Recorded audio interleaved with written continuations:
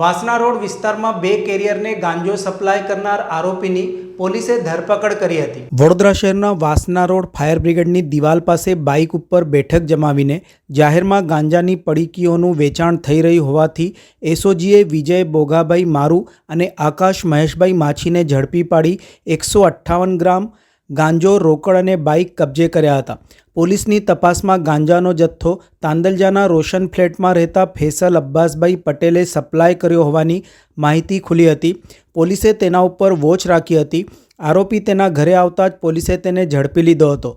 પોલીસે ફેસલના 2 મોબાઈલ કબજે કર્યા હતા, જેના પરથી તે કોના સંપર્કમાં રહેતો હતો અને કોની પાસે ગાંજો મંગાવતો હતો તે દિશામાં તપાસ હાથ ધરાઈ હતી। આ ઉપરાંત આરોપીઓના મોબાઈલ્સની કોલ્સ ડિટેલ્સ અને પૂછપરછ પરથી નિયમિત ગાંજો લેવા આવતા ગ્રાહકોની વિગત પણ મેળવવામાં આવી રહી છે।